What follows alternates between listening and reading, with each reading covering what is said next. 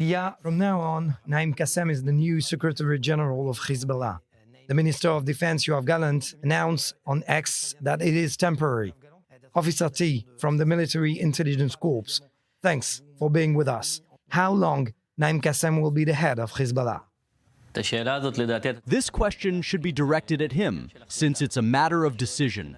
If you ask from the point of view of ability and capability, we can do it at any given intelligence moment, and operational, of course, as we've already proved.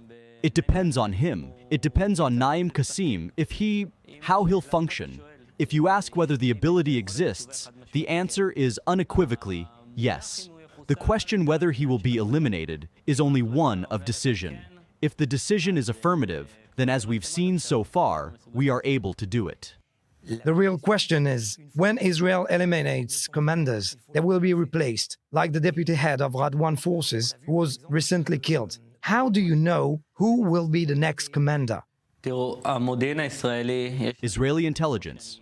We have, as I've said before and continue to say, we have deep infrastructure and knowledge, from the level of the most simple solider who was conscripted 2 days ago, to the level of the senior commanders.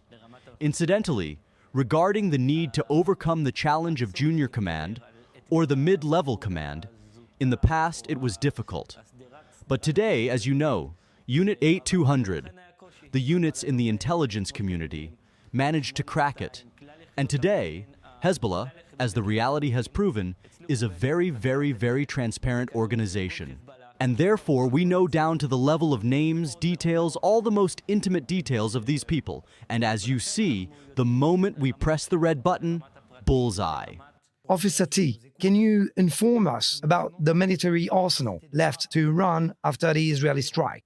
I think that in the attack on Iran, everyone, the whole world, witnessed the ability of Israeli intelligence to be precise. The fact is, it's not only Israelis who were astounded, but John and Kate in New York, when they opened their newspaper, saw something they never even saw in the biggest James Bond movie. So first of all, I can unequivocally confirm that we wrecked a lot of Tehran's capabilities.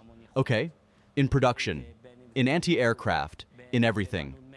But we showed then something else, that Tehran, in one night, was put on the same line as Beirut, Rimal, or Khan Yunis, the independence of the Israel Air Force. And again, I give credit to the precise intelligence which took out the air defenses, the independence of the Air Force to do what it liked in the skies over Iran. So Iran knows very well that it doesn't want to get involved in a military showdown with us, because we'll hit them hard. The message from this strike was much more than what we hit. We unequivocally showed in less than an hour that we had the ability to dominate their skies, that and other things. So you can say that Ayatollahs in Iran know very well that at present, the equation isn't in their favor. They don't want to get into a situation where we wait for a powerful and more massive attack, because if Tehran again drags us into a direct confrontation, we, and I'm saying this openly, we know how to turn Tehran into Beirut, Khan Yunis, and they can take a look at them. Take note that Iran's proxies are themselves wavering a bit, if you can see it. Note that if the capital was hit very lightly, then how do they put it?